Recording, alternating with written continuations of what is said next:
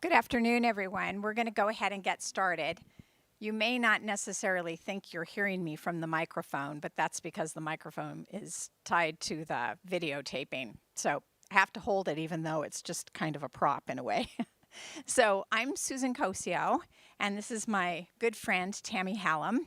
And we are presenting today on the topic we came up with is the residue, sorting through the layers, tending to our own hearts and tending to the hearts of others. I think we'll take a moment just to kind of introduce ourselves, and then Tammy will open us in prayer. So I am a covenant pastor. My primary ministry is as a hospital chaplain. So I work in Sacramento, California at a large secular medical center. And I also work as a spiritual director and am on staff part-time at our church as a pastoral counselor. So I've definitely been witnessing and experiencing a lot of the residue of the last couple of years, the layers of grief and trauma and adjustment. And Tammy, you can introduce yourself. My name is Tammy Hallam, and I'm the lead pastor of a non-covenant church in Muncie, Indiana, called Eden Church. I've been a covenant pastor since 2005, and I'll be sharing more of my story throughout this time that might have some connections with your own. But I'm just glad to be here, and I'm going to go ahead and open our time with prayer and just set the space for us just to be where we are. Lord, we are thankful for space that allows us just to be where we are at the very present time, because you're not in some imaginary place, you're in the reality of this moment. And so we just come. We come each having experienced layers of trauma and grief and loss. And Lord, maybe we haven't even named it that. But we know that you're right in the midst of all of that and all of our lives. And you are present, and you are bringing your word of comfort and hope. So we hope that, Lord, that this space would be that. Holy Spirit, come and enter this place and enter our space and our minds and our hearts, that we might experience what it is to feel your shalom, to feel your peace in the midst of such a time as this. We pray all of this in Jesus' name. Amen.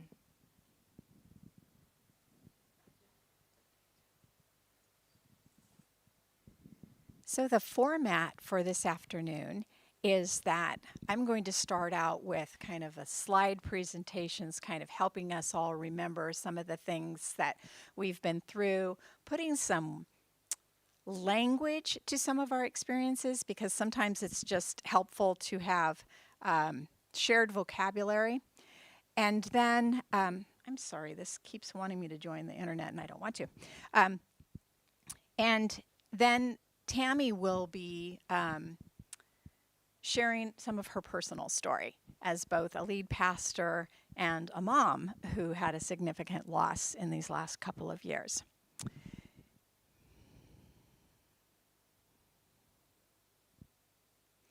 So, remember 2 years ago today? Some of us were here. I remember being here in this hotel and learning that Kobe Bryant had died in that helicopter accident.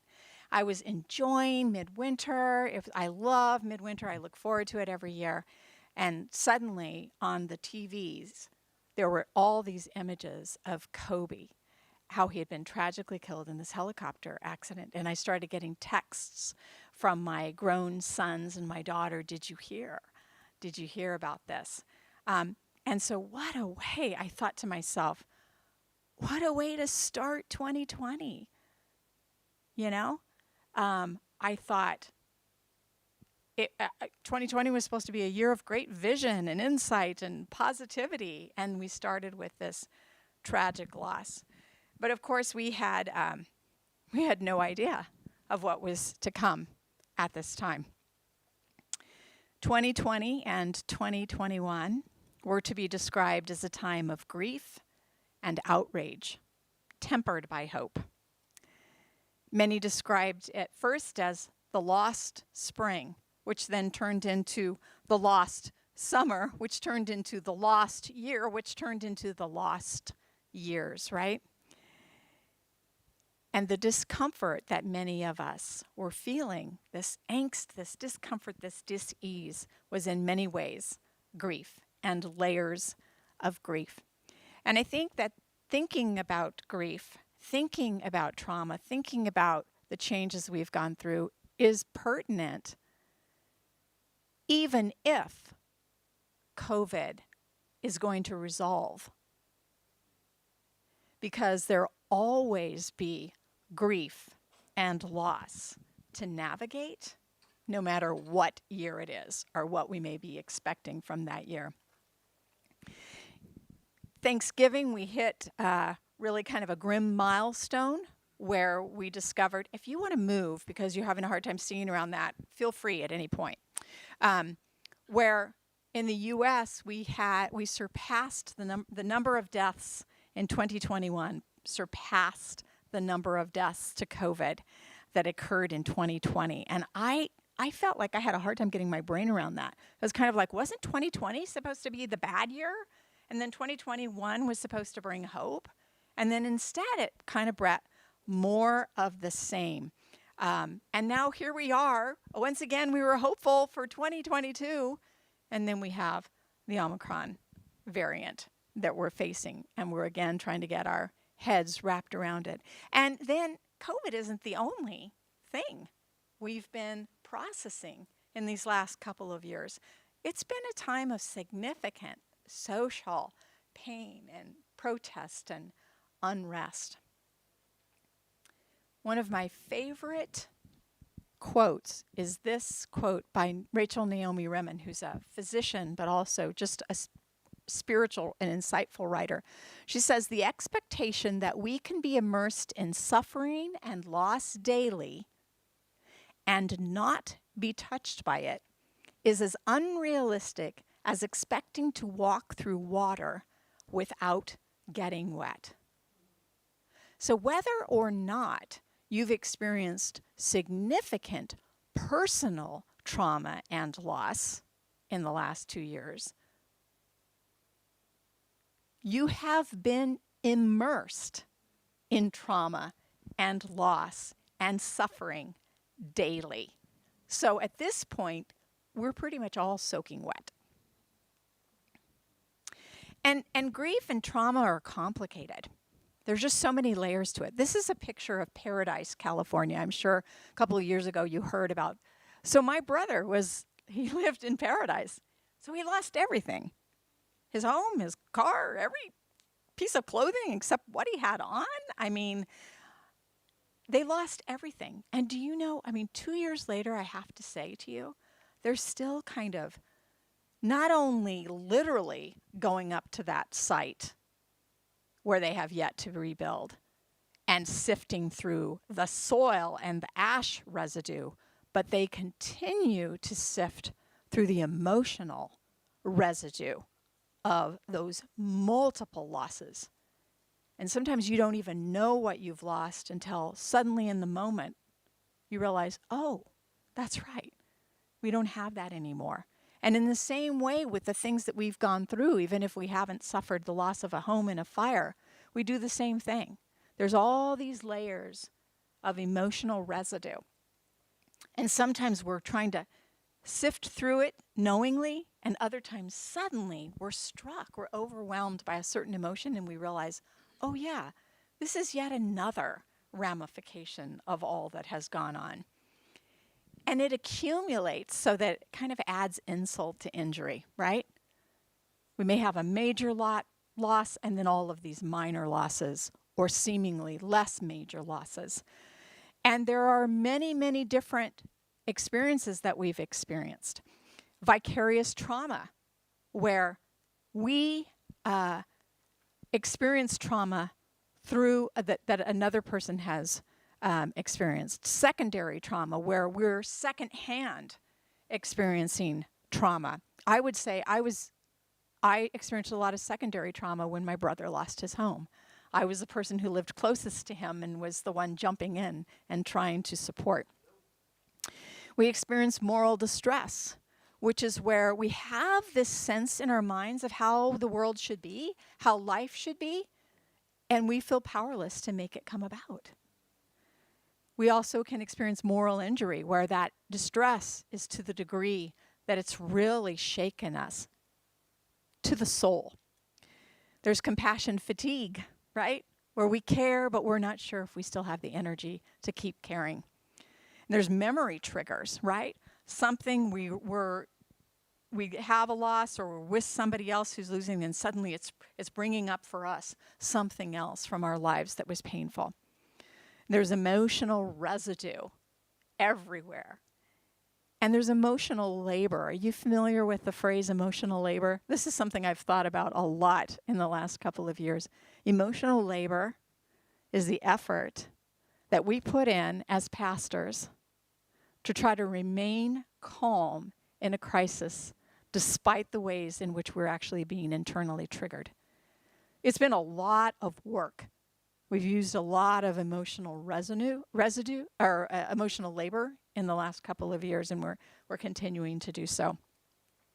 And we carry the layers of grief and trauma in our bodies, in our minds, and in our hearts. Every sad encounter leaves a residue. Every time we console somebody who's grieving, every time we see something sad and traumatic, it just puts a little layer, and we may not even be aware that we're carrying it until we literally become heavy-hearted, right? Well, one layer added to another layer that are on our hearts and our spirits, of course, we're heavy-hearted. And if you've read the book, The Body Keeps the Score, it tells you that our bodies store these emotions, these traumas, and these losses. And so it takes a toll on us physically as well. I appreciate this quote from C.S. Lewis's book, A Grief Observed. "No one ever told me that grief felt so like fear. I am not afraid, but the sensation is like being afraid. The same fluttering in the stomach, the same restlessness, the yawning. I keep on swallowing. At other times it feels like being mildly drunk or concussed. There is a sort of invisible blanket between the world and me. And that invisible blanket is our grief, is our trauma, is this residue, this heavy-heartedness that we are carrying. So I want us to take just a few moments, and I invite you to think for a moment, to kind of reflect back on the last couple of years, and to think about, what have you lost? This could be a person. This could be a role. This could be a thing. This could be a hope. This could be a mindset or an expectation. Just think. What does your soul tell you when I ask you the question, what have you lost?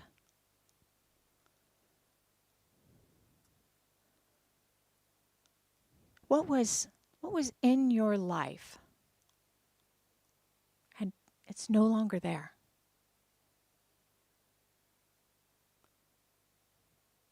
What have you lost?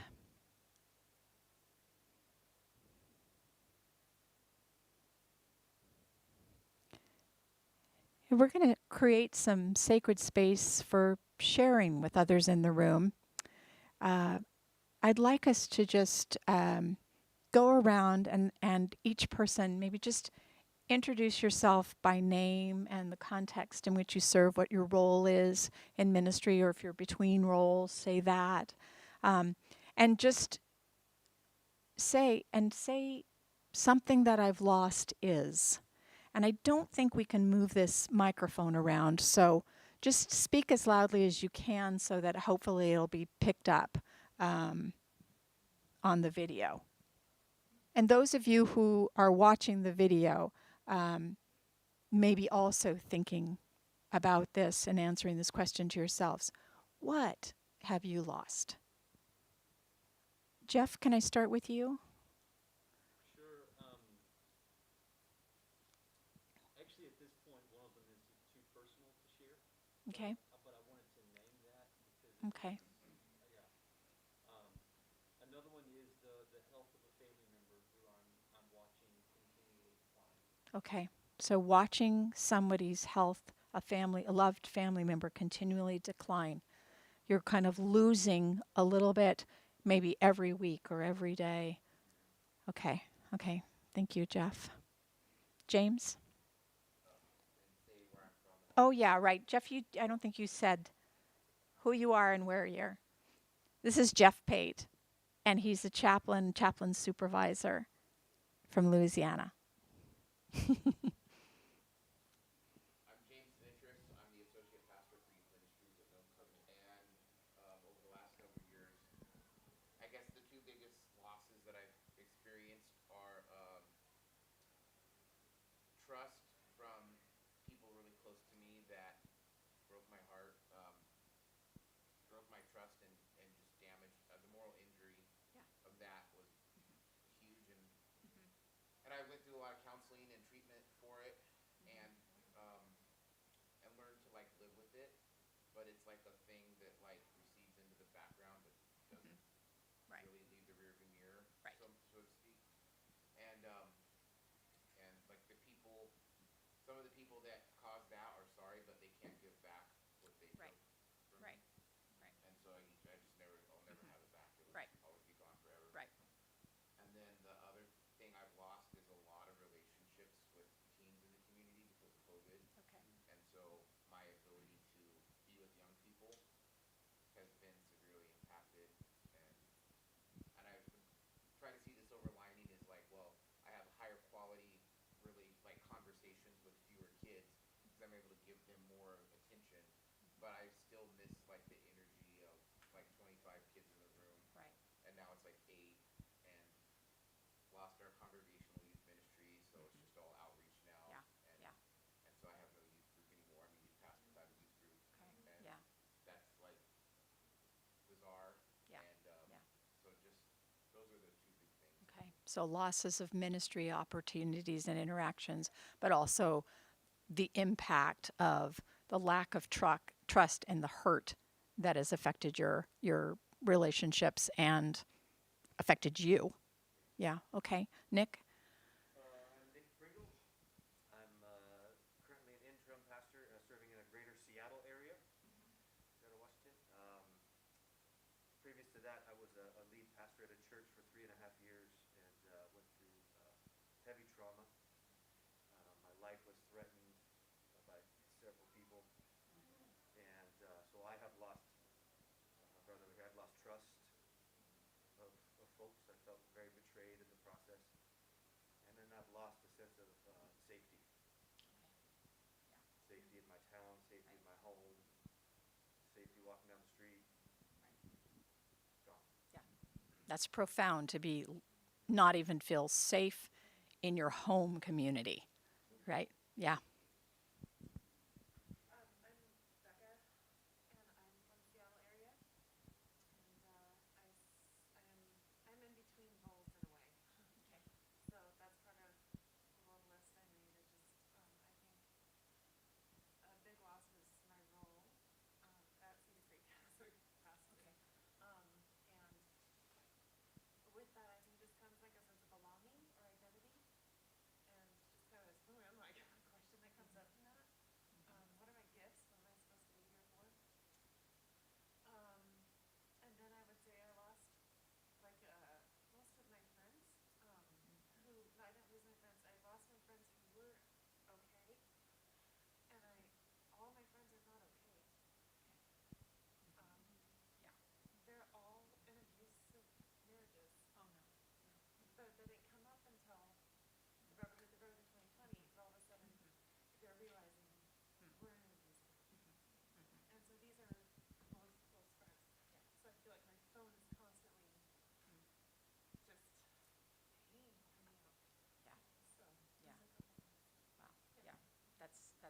significant. Yeah. I'm Andrew Stenina, and I served in Upper Peninsula, Michigan for 13 years at 2 churches. And one of the churches we had to close, and it threw everything out of balance at the other church, and I ended up leaving under also very traumatic circumstances. And so there was loss of community, loss of identity in that. And um, I have since been able to move back home, and so I've regained family and and even a little bit of identity through a little bit of ministry. But there was questions about trust and even whether or not this ministry was what God was really leading me toward. Yeah, that's it. Interesting how much grounding we have lost in the sense of I thought I knew how the world worked. I thought I knew who I was. I thought I understood my friends and the context of their lives, but so much shifting has happened that we're not even sure who am I? Who are they? Where are we? Right? Yeah. Brent, how about you? Brent, I'm the associate minister at Crossroads Covenant Church in DeSoto, Texas. That's right, Mid-South. For me, I lost my spiritual father last year. He was my former pastor, but he was also my father figure. I accepted my call to ministry under his leadership. And I just learned everything there is about ministry, everything is about manhood, familyhood, how to be a husband, how to be a father. I've learned everything so much from him, and and and so we lost him last year. Also, I've lost, even though this wasn't recently, it's been 45 years this month uh, that my mother was murdered by her boyfriend when I was 3 years old, and it was next door to where we lived. And it was a secret that my family never told me until I was 18 years old. And so I'm still dealing with that loss, even as this year comes up. I'm still dealing with all of that. Peter, how about you? We're answering the question of what during this season, what have you lost in terms of, could be relationships, role, beliefs, or perspectives? For Oh, and tell us who you are first. I'm sorry, Peter Dahlstrom, supervisory chaplain at USP Thompson in Thompson, Illinois, USP United States Penitentiary. For 2 years, although it was a promotion, for 2 years, my family stayed in Florida, and I was up north working. Trying to explain to my wife that this will be, a gain for us eventually, did very little to convince her because it was a net financial loss. She, quit her job and stayed home with the kids who were home virtual schooling. I missed out on 2 years of their growth, 2 years of spending time with my wife for any time more than a week at a time. And so now we're finally back together and sort of reestablishing how to be a family again in the midst of that. But it's 2 years that They're can't get lost back. years. Yeah. So that has weighed heavy on me. Yeah. Thank you for sharing. Eugene, can you introduce yourself? Yes. You lost. My name is Eugenio Restrepo. My wife and I are regional coordinators for Latin America in missions. And yeah, with the last listening and helping a lot of missionaries, pastors over our work who lost relatives or their churches struggle to survive with COVID. So many stories.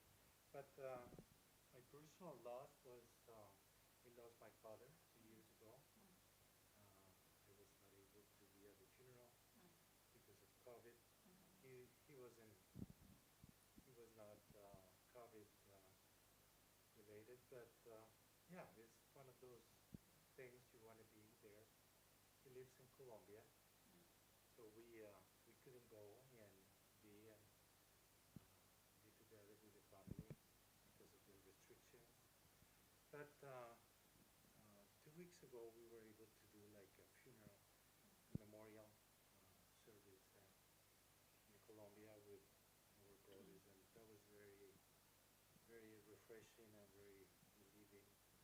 It was a very nice experience being together and telling each other about things that we remember about our father. He was 92 when he died, so he lived a long life. So it was good to enjoy him and remember him. Yes, Pia Restrepo. No, our role as missionaries in the Covenant is that we do provide pastoral care for our missionaries in Latin America. So I think that my biggest loss these past 2 years is that I lost a lot of that role because the pastoral care that we provide, the counseling, I'm a spiritual director too, is by being present, by hugging people, by eating together, by visiting the market together. And so our role has been chopped. And that's a huge thing because it's, I know that identity is not what we do, but who we are, but as a pastoral, as a spiritual director, I am what I do. Yeah.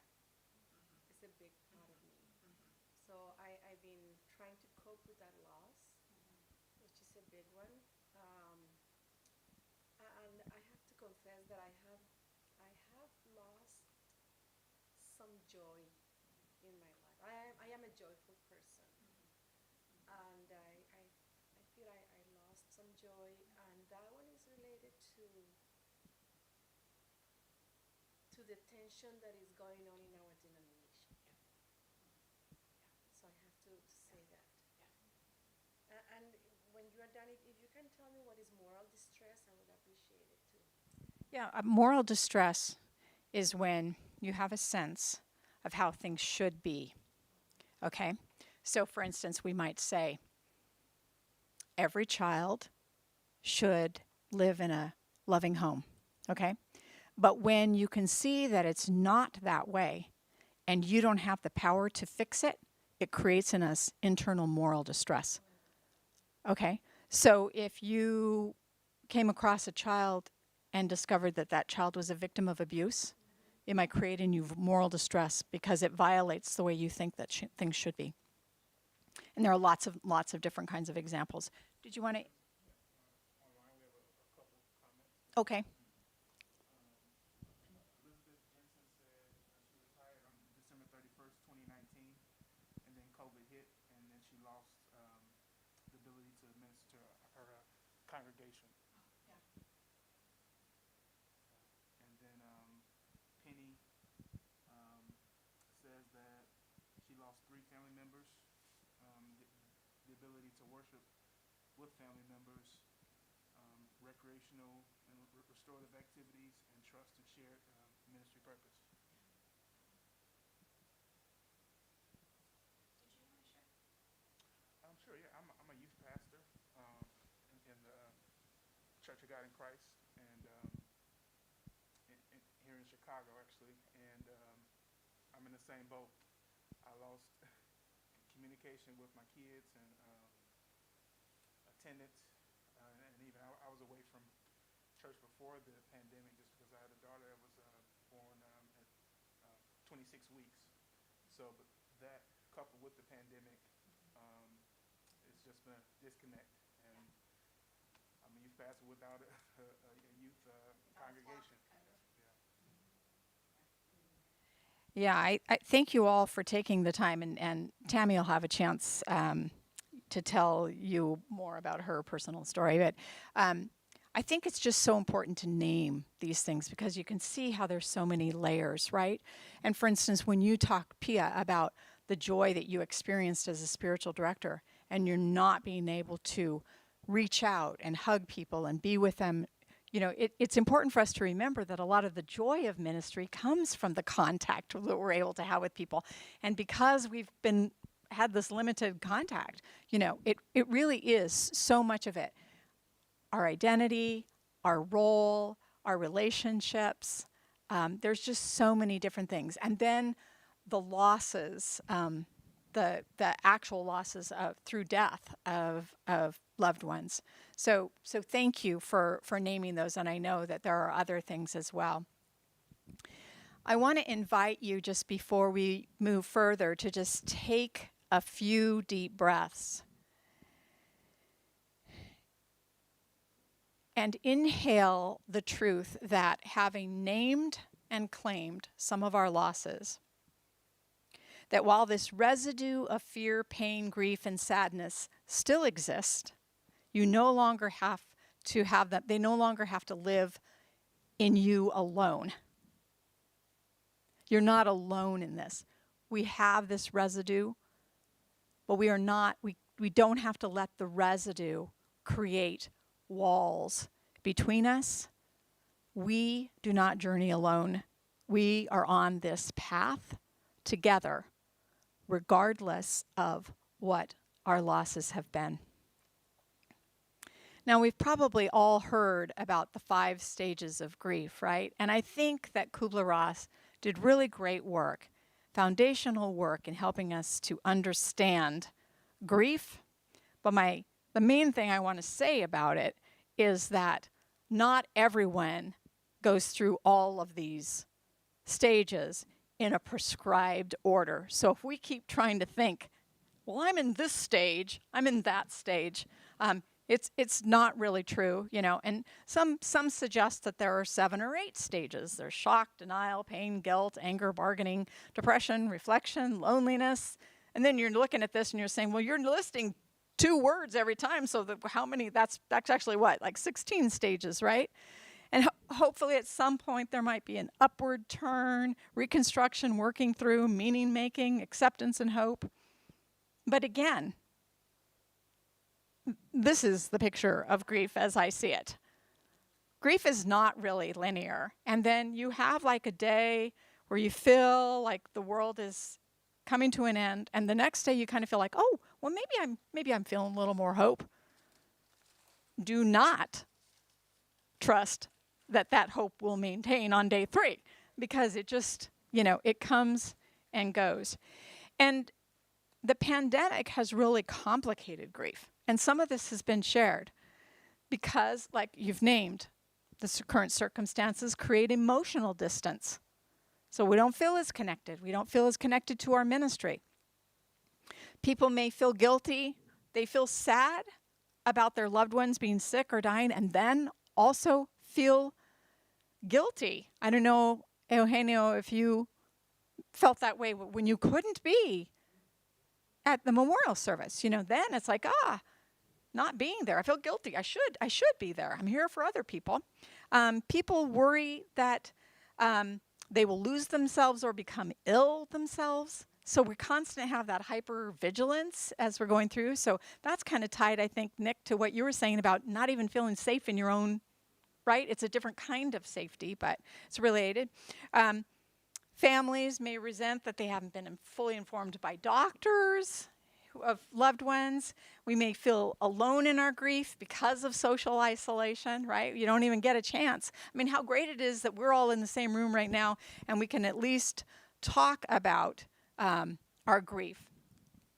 We may feel traumatized by personal and media images of sick and dying or other things, the things that we've gone through, like we have to keep seeing it. They keep, gosh, I mean, you watch TV, you get on Facebook, whatever. I mean, you just have to, we're bombarded by these negative images.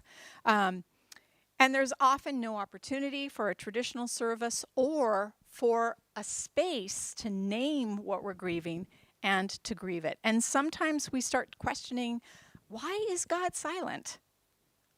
Why does God seem to be absent? Or is God even punishing us in some way? Like, what is all of this about? So no one said you lost faith, but I think our faith had to reshape. And, there might be times when we really kind of wonder about who or what we believe. And COVID has brought a marked increase in anxiety and depression. I mean, you can't even get in to see a therapist because they're so booked. There's a shortage of anti-anxiety and depression medications. And there's been a rise in the use of alcohol, painkillers, cannabis. And among youth and young adults, I've witnessed in my role in the hospital, there's a lot of self-harm that has increased, and unfortunately, a lot of suicidality, which is sometimes completed. And you may be aware that pastors are leaving the ministry in record numbers. So the question I have is, could it be that we are all trying to run from our grief through self-medication or through just leaving the ministry? And grief, really, as we've named, you can look at this list. This isn't even an exhaustive list, but grief is not only about death. It's about jobs. It's about aging, or the inability to be together, missing special events, especially you talked about like in youth ministry, all those things that are significant. Changes to our routine, loss of identity or role, financial loss. A lot of us have experienced financial loss. Lacking clarity of purpose. I mean, they talk about the COVID brain. I think part of the COVID brain is kind of like also like the spiritual clarity. Like what? I mean, am I doing what God wanted me to do? Because if so, like, why is this happening? Changes in lifestyle, disappointment with God or with others. You're talking about the way that people have treated you and how you've lost trust. Loss of security and safety. Nick, you named that. Loss of trust in leadership. Sometimes in the midst of all of this, at our hospital, our administrative team, who make buka bucks, they were at home in their $1 million homes with their laptops. I didn't see our CEO or any of our A team for at least a year and a half. I mean, craziness. So do you think I have trust that they care about me and the rest of our staff? I would say, no, I've lost that trust. Disillusionment, relational distress. We've named some of these. Estrangement, moving, relocation, doubt, loss of faith or loss of hope. And this isn't even an exhaustive list. And grief can be complicated, right? A lot of the things we're talking about are complicated. It can be ambiguous, like I feel like I'm grieving and I can't even exactly name what it is. It can be disenfranchised. In other words, disenfranchised grief is where you're grieving something that other people don't really understand, so they kind of don't give you permission to grieve it. It can be anticipatory, like Jeff, you named that. You've got a loved one, a family member who you're watching is ill, and you're probably anticipating that loved one's death. It can be communal, really, really widespread, shared. It can be personal. It can be cumulative because, as you mentioned, what was your name again? Yeah, Brent. Yeah, because you're kind of going back. This is the month where my mom died, and it's been many years, but that grief plus current griefs, it all is adding up. It can be traumatic, can be triggered, but it can also be a possible opportunity for growth. And then oh, yes. What is it called when, I know the term and I'm blanking. Okay. When somebody detaches from themselves. Disassociation? I think that's the word. Yeah. Like disassociating because that pain feels so distant. Right. But it's like there's a part of myself that goes with the pain and it's over Right. there, Right. and then like I'm over here. Right. that for you to Right. think Right. Exactly. far away. I Mm-hmm. push there or it goes Mm-hmm. there, but then it's like it feels abstract. Yeah. Like it's like Yeah. that's not me. Like I'm over there. Right. Like I'm not here or I'm here and not over there. That's And that can be related to shock as well. We kind of detach and disassociate when we're in shock, and to some degree that can be a good coping skill for some, because I believe that sometimes what happens is we can only let in a certain amount of the pain, because if we let in all of it at one time, it would literally like destroy us. So we kind of let in part of it, but we can sometimes reach a dangerous point at which we've completely separated. And that's where we really will often need a therapist to kind of help us integrate the loss into our current reality. And these are some of the symptoms of grief. And again, this is not a complete list, but shock, disbelief, minimizing or denying that something happened is a way of not really accepting it. A lot of us can feel anxiety. You know, I mentioned that anxiety is through the roof. How much of that anxiety is really part of our grief? Irritability, anger, sadness, sleeplessness, or sleeping all the time. A loss of appetite, withdrawal from activities or people. And when I say that, like I'm a total introvert and a contemplative, so I withdraw a lot. I like to be by myself. I take a daily walk alone. I'm not talking about that. That can be part of a healthy rhythm. I'm talking about when you just kind of the relationships you would normally want to be with, you just feel like I don't want to engage. We can also do the opposite, where we become overinvested in taking care of someone else or overinvested in our work. We may have difficulty concentrating. We may overly engage in technology, TV, texting. We may feel drawn to risky behaviors, to substance abuse, or experience depression and suicidality, which again, we're seeing in really high numbers in the hospital contact. So I want you to just kind of think, we're not going to answer this question out loud, but I want you to just let yourself acknowledge, you know, which of those do you identify with? It's just kind of a form of self-assessment and self-acceptance for kind of like, so where are you with this? What are you noticing? What do you identify with? Now, another thing that's striking to me is that we've had so much collective grief going on in our world that it can overwhelm our senses, so that sometimes we cannot even see the personal grief that's going on, either in ourselves or in other people.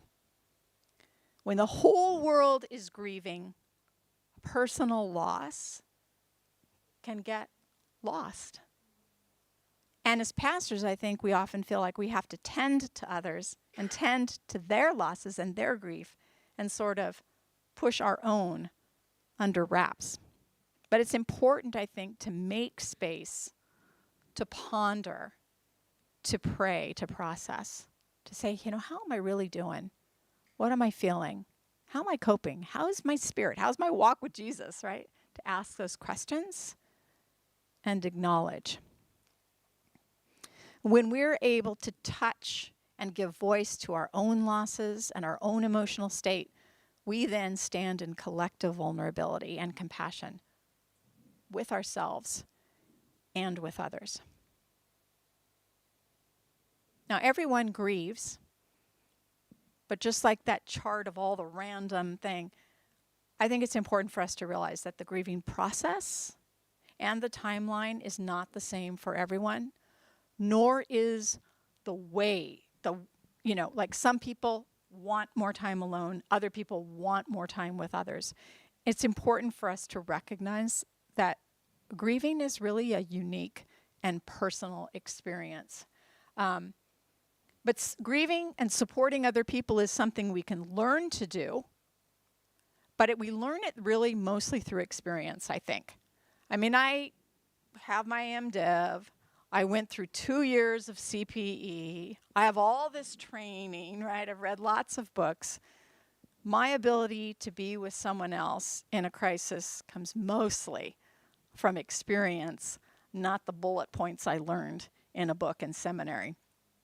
But I do think that when we process our own grief, when we're able to sit with our own pain, we're then more able to sit with others who are in pain. But unfortunately, it's been my observation that grief isn't something that we tend to do well. We don't particularly do it well. And why? I think sometimes it's busyness and other priorities. We think we're supposed to just keep getting things done. Sometimes we feel awkward about it, so we want to avoid grief. We may have lack of experience or personal awareness. I think a lot of times when we don't know what to do, we do nothing. Which I would say, and maybe Tammy would agree, don't do nothing. Nothing is not a way to help another person. Or we expect other people. We think somebody else is going to respond. Or we wait for a grieving person to reach out to us. We don't want to intrude. Well, when they're ready, they'll reach out. Well, actually, not necessarily so. We'll learn more from Tammy about that. I think we have a really strong perceived bias against negative emotions in the Christian church. So things like grief, anger, fear, we think we're not supposed to feel those things. We're supposed to be peace, patience, kindness, gentleness, and self-control, and it's like, oh, I have to push this down because I'm not allowed to feel this, and I'm not allowed to let other people feel it either. And sometimes just that experience of compassion fatigue, because really we're just so overwhelmed by our own sadness and grief and fatigue that we really don't have it to come alongside others. So I think a lot about the story of Job, and it's a familiar story, so we won't go into great detail, but just thinking about, so what do we learn from the book of Job about suffering and loss and grief? I think it's important to remember that initially, Job's friends showed up. Okay, so yay, a point for them. We see this, Job is suffering. We see his friends sitting near him. It says they sat with him on the ground for 7 days and 7 nights, and they didn't even speak a word for him because they saw that his suffering was very great. So they saw that his suffering was beyond words, right? Until they lost their patience. They couldn't really take it anymore. Eliphaz could not hold his tongue, and he starts kind of blaming Job and defending God. And he says, Job, stop and think. Have you ever known a truly good and innocent person who was punished? Experience teaches us that it is those who sow sin and trouble who harvest the same. So he's trying to explain God, and he's putting the blame on Job. Somehow this must have been sent to you to teach you a lesson, right? So from Job's friends, we learn that it's helpful to show up when somebody is grieving. It's helpful to show sympathy and support, to weep with people who are weeping, to just sit with them, to not speak, to know that our words are probably not going to be helpful. But we also know that we may have a tendency to lose patience, to take our focus off of the person who's grieving, to start giving advice, to encourage them to have faith and move on, to start explaining why this happened, to defend God, to quote platitudes and unhelpful encouragement that are not actually helpful. What do we learn from Job himself? He openly expressed his pain and his distress. He received the comfort of his friends. Sometimes that's hard for us to do as pastors. We can be on the receiving end. But what he didn't receive is he didn't receive their misjudgments. He refused to listen to those critical words. And he continued instead to seek and trust God. He cried out to God. He was wondering what was going on, but he still chose to trust God. And, you know, a lot of times we hear about the patience of Job. I actually feel like, I don't think it was really patience. I feel like it was persistence. That even in the midst of the darkness, he just chose to hang on when he couldn't see the light. And what about Jesus? How is Jesus? Yes. Mm-hmm. Especially ministry, the tendency sometimes for pastors or people in ministry is to preach Mm-hmm. on the suffering or on the grief of someone else. You shouldn't be suffering or crying, Mm-hmm. Mm-hmm. even preaching that you lack faith Oh, right. or things like that that are, Yeah. is that a new term? Or, Right. Right. colleagues who Mm-hmm. trying to help, but sometimes they get into Mm-hmm. sermon and, Mm-hmm. you know, Yeah. people. Yeah.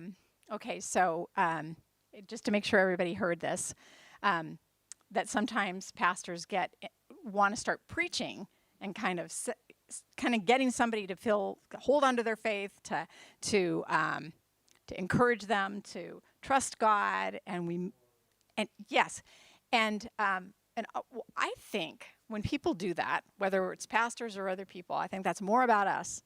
That's what we want to hear. It's not what the other person wants to hear. We want to see them be okay. We want to see them trust God. But in the middle of your pain, having somebody tell you, oh, this will all work out for good is not particularly helpful. It's more helpful to sit and say, this is very difficult. This is painful. I'm with you in your loss and your pain. And I think that that Jesus actually gives us permission to validate these, quote, negative emotions. Isaiah 53 says he was despised and rejected, a man of sorrows, acquainted with deepest grief. And when we see him, we have various places where we see him, where he's not afraid to cry or to cry out. When Lazarus dies, he weeps. When he's in the garden, he's in agony and deep distress. And when he's on the cross, he cries out to God from the cross. Ultimately, he does trust God, but he doesn't get there through denial of the pain. He gets there through the pain. It says, he calls out with a loud spirit, Father, into your hands I commit my spirit. And when he had said this, he breathed his last. And finally, how does God respond to grief? God also grieves personally. Genesis 6:6-7 says, the Lord was sorry he had ever made them and put them on earth. It broke his heart. To me, that's helpful to understand. What if when I feel my heart breaking, what if I'm godly? What if I'm like God? He gives us permission to grieve. Psalm 56:8 says, you keep track of all my sorrows. You've collected all my tears in your bottle. You've recorded each one in your book. He also comes close to the brokenhearted. Psalm 34 says, the Lord is close to the brokenhearted and rescues those whose spirits are crushed. And not only is he there, but he comforts us in our sadness and grief. Matthew 5:4 says, blessed are those who mourn, for they will be comforted.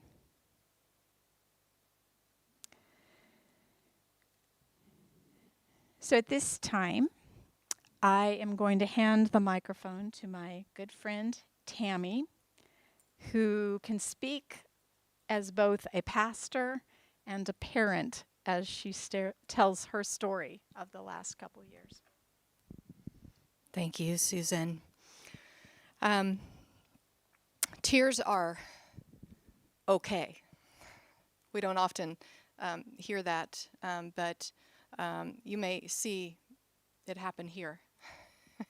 And because I love, and I love big. And so I don't want you to be surprised, but I also invite you, because I've already seen a holding back. But really, this room is a sacred room for our tears. It's not always safe to do that everywhere, as Susan has mentioned. This is my baby girl, born on Valentine's Day in 1985. I was in the Army. She was born in Hawaii, and she was the most precious, precious thing that I've ever held in my arms. Didn't believe that she was like actually mine when they let me go down and collect her from the military hospital nursery. I was young when I had Meg, and so we grew up together. And a lot of times my mother, who was very close to Meg as well, would say that we were more like friends, and then my mom had to come in and kind of be the mother at times of us both. But we were joined at the hip, and she was my Valentine baby. She went through years, actually I homeschooled Meg in my years of being part of a homeschooling community, and she was amazing. She read profusely. She's read more books than most adults do in their whole life, and she was a writer and passionate. And she graduated from ASU and from the School of Journalism there, Walter Cronkite. Very intelligent. She was actually working, we did missionary work down in Sonora in Hermosillo, Mexico for years. And she worked at the local newspaper at the age of 15 in the Nogales International, and won awards for being such an amazing writer.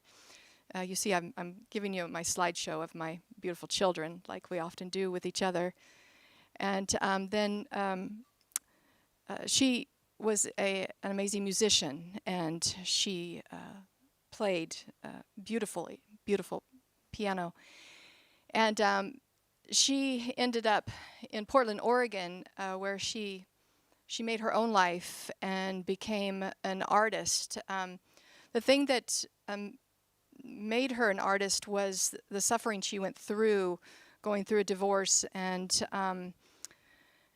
then in 2016 she was diagnosed with breast cancer.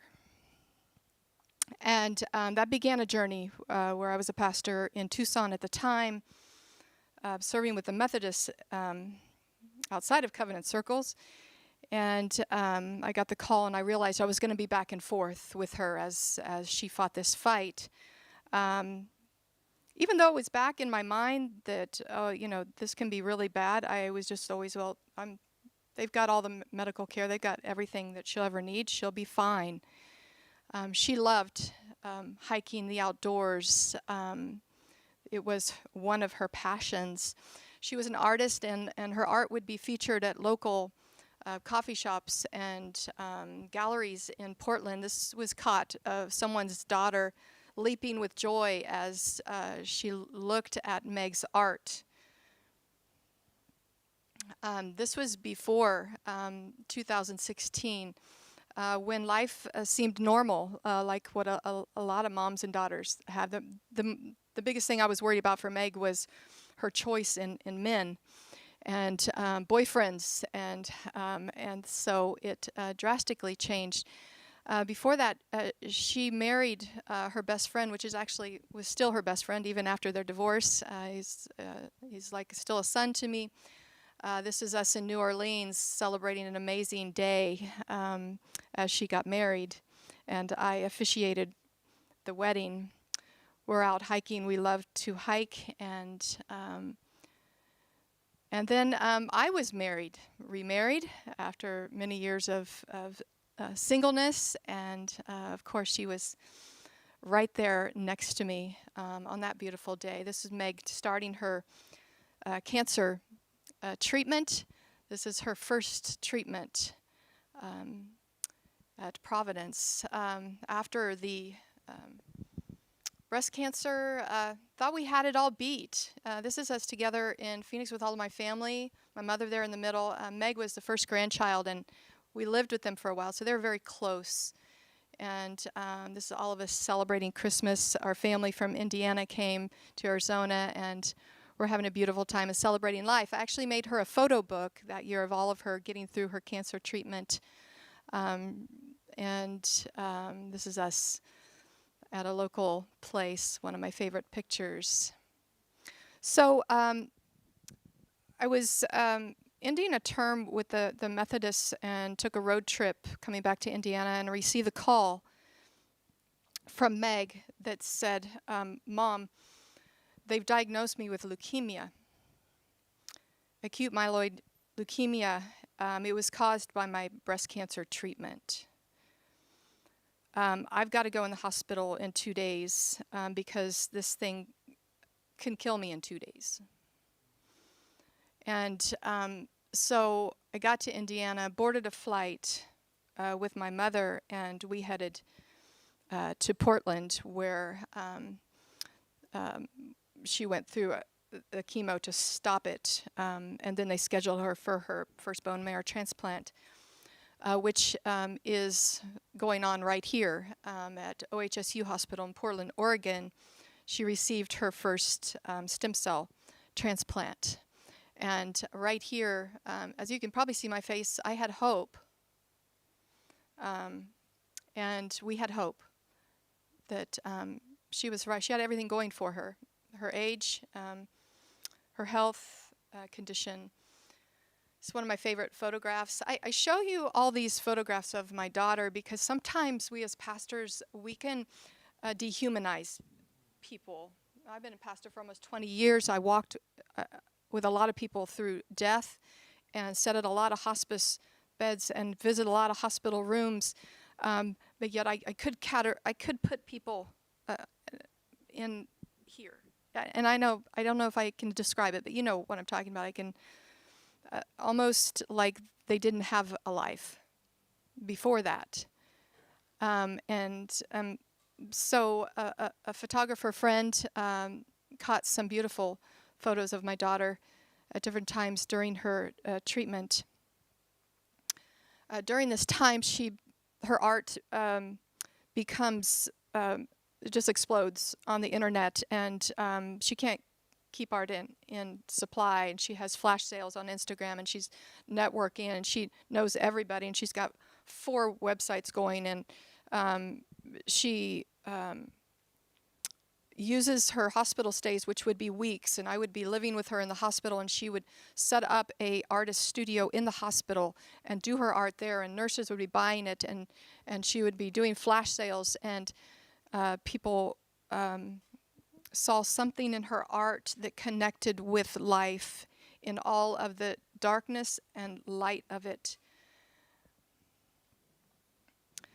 Of the many things she started to write on Instagram, under Messenger Bird, by the way, if you want to ever follow her, this was one that a lot of people resonated with. I want you to know you are beautiful, that you have the entire world in the palm of your hands, and it's a gorgeous thing, having time.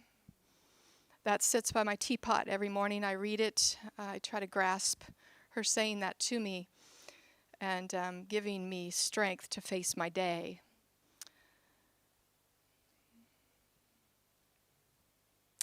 She had a love of justice, and this is her on the right side. This was a couple more months before she made her journey, and we were out on the coast. A friend of hers invited us out to just walk on the beach, and then it was on that trip that we found out that leukemia had spread, and she was going to have to, they were going to have to do something fast to give her more life.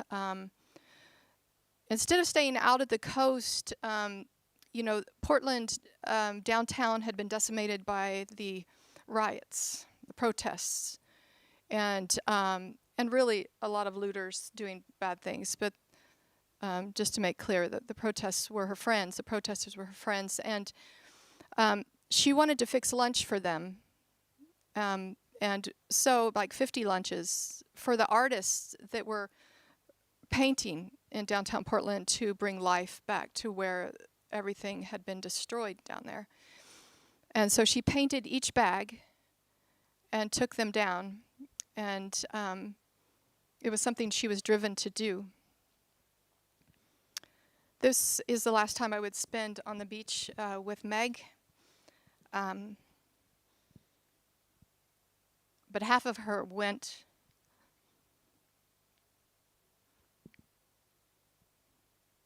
there on that beach and through the water. An artist friend made this rendition of my Meg when she got her wings.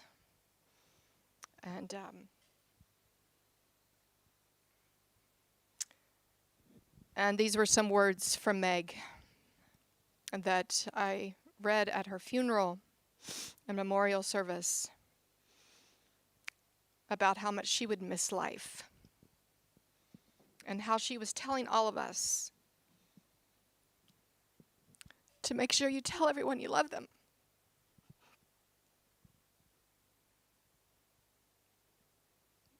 You see the words of life.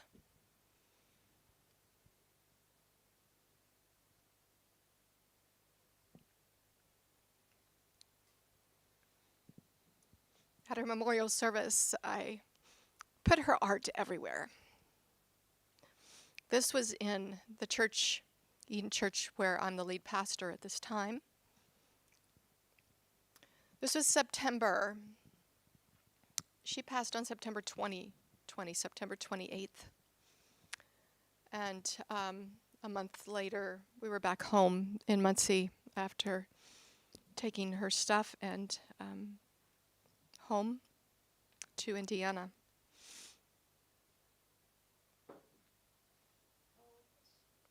$35.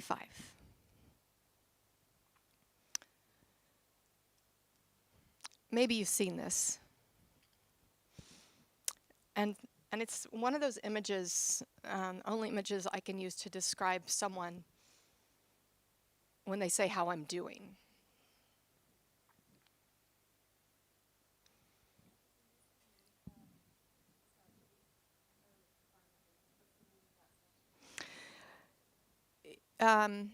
I'll get that to you. It is about a parent's grief.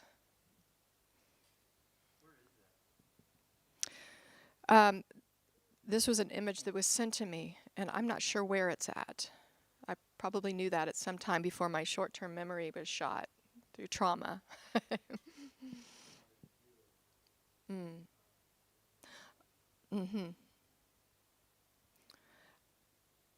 Another photo that comes from a website for moms who've lost children. So you're holding my pain. It's heavy. This was going on all during COVID. I remember going through the Dallas-Fort Worth airport to get to Meg, and there were like 12 people in Dallas-Fort Worth airport, and no car. It felt like, the end of the world had happened. And I had to find places to stay, and then I had to fight to get into the hospital to be with my daughter many times. And the bureaucracy, the little did they know at first how to let family in or not to let family in at all. And I went short of calling the president to fight in to get to my girl. There were times where they would not allow me in. And I decided to go at one point. They said, you can come in, but you can't leave. And I said, I don't care. I will stay in here as long as I need to be with her. And so all of this is going on during the pandemic. And we thought that she had it licked. The first stem cell transplant, we thought she had it licked. In the meantime, I was offered this position in my hometown. I'd moved everything back from the West, where I was out in the PSWC for years. And a colleague said, this I've got to retire early. This church needs a pastor. I thought Meg was good. I'd come home to kind of repack, reposition, kind of be home and rest a little bit. And Meg was doing wonderfully. And so I took interim position. Just it felt completely natural to be there at this church. And they went through a search process. They wanted me to interview. I did, and I became their lead pastor in the midst of this. And then it was right as the pandemic hit, and this was a revitalization work. And so that means change, leading change. And I stepped in, and I then had to leave. And everything was shut down, and everybody went virtual. And so I continued to lead even from Portland, and I would go online, and like you all maybe did, and we would do everything. And I still was having staff meetings, and I was there, sometimes in the hospital and sometimes not. And all what happened was people started doing ugly things. Change, the pandemic, under pressure, not the good things of people did not start coming about, and so there was some things that certain people in leadership were trying to even remove me, and to try to do it in very passive aggressive ways or manipulation. And so I fought that fight even while I was in Portland. And some say, why don't you just quit? And there's something that held me to keep going, to care for them, even in the midst of caring for my daughter. Didn't matter whether I was in Portland or in Muncie, Indiana. It just, I was still their pastor. And I'm going to fast forward, but basically, I lose Meg, and all that, and it was a very traumatic ending, and I won't go into all that. But I say I need a couple months off, and a certain person says, okay, but we're not going to pay you. And then another group says, how dare you? And so there's a group that's for me, there's a group against me, and I'm just trying to grieve. I'm numb. I'm just there. And then about a month later, I would go to the office, and I would find this on a big poster board inside the door.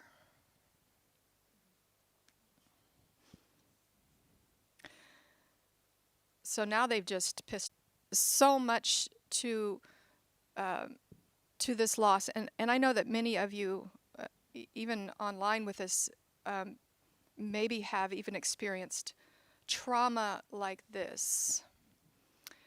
And there's days where I sit, because I swam out into the ocean and released half of Megan's ashes.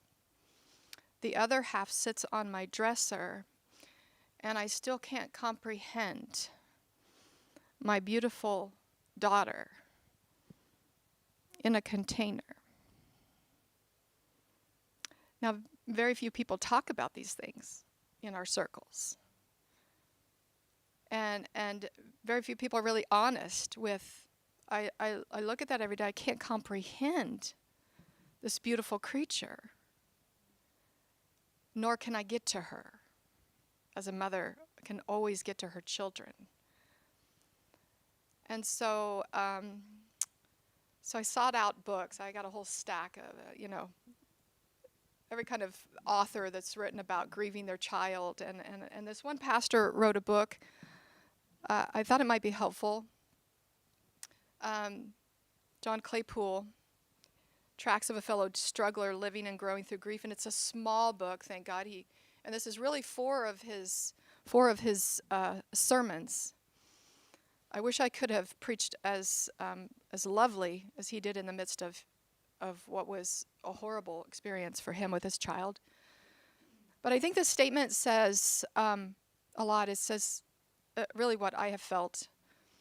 I perhaps need to confess to you that at times in the last few months I have been tempted to conclude that this whole existence of ours is utterly absurd. His honesty to his congregation was profound to me, because I don't think that, I think the only answer that a lot of pastors feel at the point of which I have suffered is to quit. And if I can ever be an encouragement to anyone that, well, maybe it is healthy for you to take a sabbatical. And it probably is good for you to take a few months off, whatever time you need.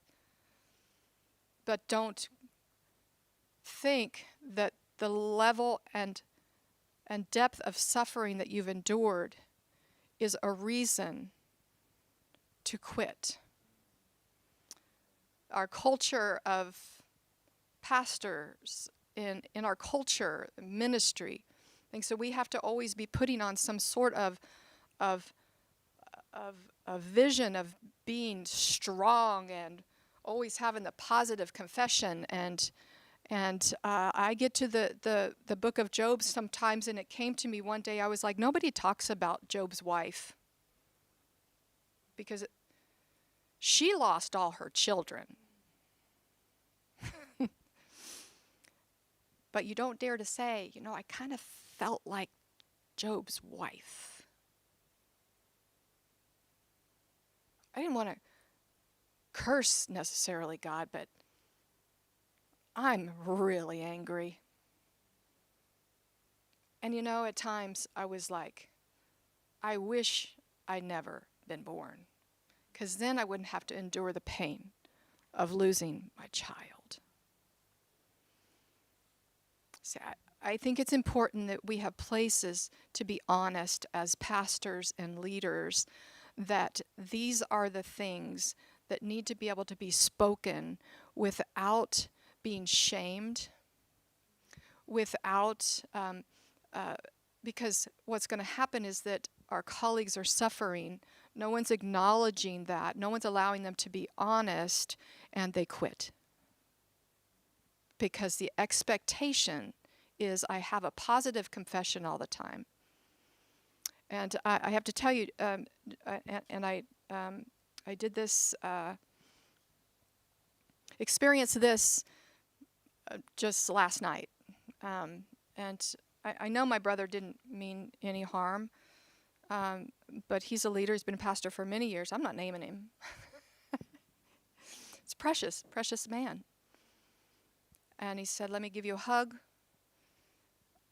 I like on your Facebook, when you post about her, because I post about her all the time. Look what heaven has gained. I wanted to. I love my brother. I know he meant no harm, but let us be careful. Like my sister said this morning, we just need to be quiet. Sit in silence and just look deeply into the other one's eyes and say, I'm holding you. Because what losing my daughter has done in my soul, and I've been through other things in my life, but what this has done in my soul is that it makes me more effective as a pastor to sit in the mess of it with another human being and acknowledge and listen to their words that seem to go against all of our faith expressions, the colloquialisms, the easy answers, so I share this with you because I know that there's depths of pain in others that people are experiencing. I guess my encouragement is to just be where you are. Find safe places to speak your truth and speak your pain. And whether it's a therapist, whether it's a spiritual director, whether it's a pastor, that you have safe places to speak that, and that you're okay, even when you speak those things. Is it okay if you're Job's wife one day saying, this is ridiculous? How can I follow a God who allowed this? She was my only daughter, my only child. Why does this family get 10 children? Nothing's happened with them, but he took my one. Can I express that and still be as much of a pastor with integrity? Acknowledging this, John Claypool also wrote, no matter what the form of grief, we can win through and become deeper and richer human beings. No one ever said this would be easy to do, but believe me, it is possible. So come, people of sorrow, acquainted with grief, let us all follow him and be blessed. Ultimately, that's what we continue to do. I do some days with my arms crossed, sitting outside of his office, going, I still don't like this. I don't like you some days. And then other times I wait. We wait for the truth of what we know to become experience again. And that is the journey. That's the journey. So I think what we're going to do is have some space for you. A little late. But to give space for that silence, to have a time of expression if there is questions now that you want to just ask, or then we're going to go into a time to give you some silence and hold some space. Any questions that you might have in how can you be a pastor when there's so much of this grief and pain and loss? How do I answer the questions of people? Yes. And this is maybe partly a reflection on the role of art, whether, art like what Meg did, or poetry, or prose, because sometimes I do more prose writing as a form of art process. But I would like to hear your how you process through this to differentiate, because I know there's a difference, but I'm just interested to hear your thoughts. You mentioned your brother who said what he said, something along the lines of, she's in heaven now, or, but then, which maybe that was, as much as he loves you, maybe that wasn't as helpful. But the artist who drew a picture of her wings going to heaven. But that was it seemed like that was an entirely different experience for you. And can you maybe just differentiate that and why that was different than? It felt like my brother in that moment was uncomfortable with the pain as he stood with me, because we haven't seen each other. We've interacted on Facebook. But as soon as he said, I want to give you a hug, of course, the tears start for me. And he sees my grief. And I say this to him. I said, I will never be okay. And he says, well, look what heaven has gained. People are uncomfortable with me, and I even said this at Meg's memorial. I said, I will never be okay. Is it okay to say that? Not in Christian circles. I mean, I said, don't ask me. I'm never going to be okay. The difference, I think, for me was the artist that did the wings. I've interacted with him on Instagram, and he's reached out. I love you. He's sent me stuff. He's put all his images on T-shirts and sent them to me, honoring her life. And it wasn't that he was saying, oh, now she's got wings, but there was a sense of which he has sat and said, this is just awful. He said, this is just awful.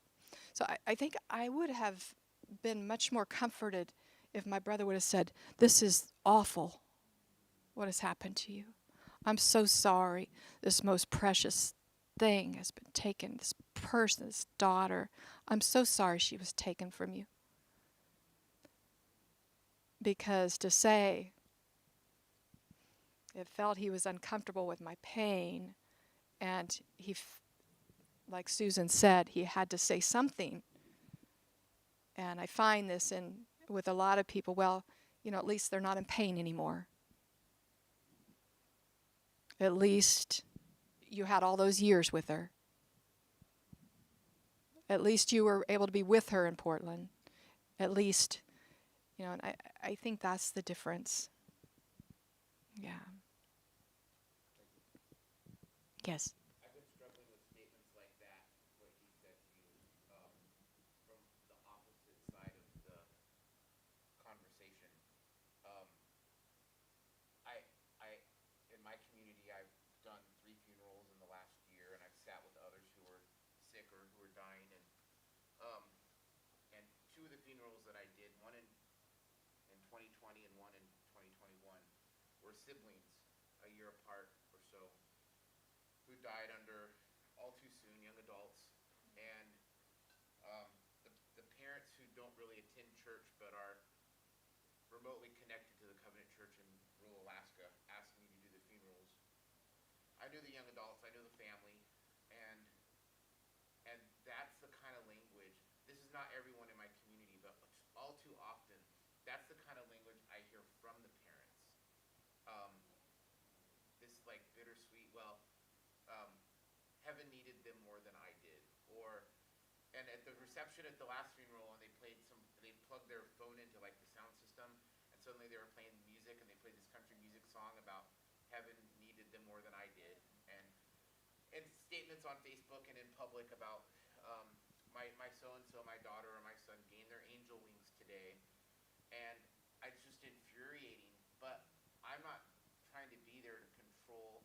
They're the center of the grief. They're the parents, and I'm not super concerned with like theological accuracy to the T, to the letter. But like, I'm like, come on, like that's not. But then they're mad at God for taking their child, and one was a suicide, and one was a vehicle accident at high speed that was reckless, and it's like, so these were untimely deaths based on choices of the children that had trauma and brokenness in their life that kind of led to their choices, but they still were choices. And so I'm dealing with all this like anger that I can't unleash on them. I have to just go home and talk to my wife about it, because I'm just pulling my hair out, because the mother is just like saying those same unhelpful things, but it's her child, and this is how she processes it. And it's just like, I'm so frustrated, because I also knew these kids, and cared about them and loved them and spent time with them. And so, but I don't feel like the same kind of grief she does, because she bore them and cared for them and loved them and was their mother, even though there were years they were apart and they weren't all a family together for a while, but she's still their mom, as imperfect as all of that was. And so it's just like, yeah, no, like God didn't need him more or her more than you did. And no, they didn't. They're not angels, and they didn't gain their wings, and they didn't fly away. But I can't have that conversation. It's just, I have to just stuff it, And that's been such a big part of like my just processing death the last that's just one family and two deaths. But I've heard it so many other times, that it's a very unfulfilled like theology. It's an unfinished like Christian education is like we're lacking. So yeah, just like pop theology is just messing me up. Well, and that's why you're there. The conversations that we can have with people, it kind of goes back to a little bit what Susan shared. People aren't taught in their family systems how to grieve in healthy ways, how to feel emotion, that's okay to be on your face, out of control, weeping. I mean, our Middle Eastern brothers and sisters are in a better position because there is this sense of screaming and even in biblical time, ashes and the black. And I wore black, but nothing but black for a very long time. They haven't been taught, and so they can't, especially at that point, be somewhere where they were not having the idea that was something okay for them to do, and people are not in touch with really who they are and their own allowing to be. I can see the footprints through history of like linking back to like things in the century that link to like why things are the way that they are today. Yes. I just don't know how to like Yes. address it in tactful Yes. ways. Yes. I'll be conversations, praying for those open doors.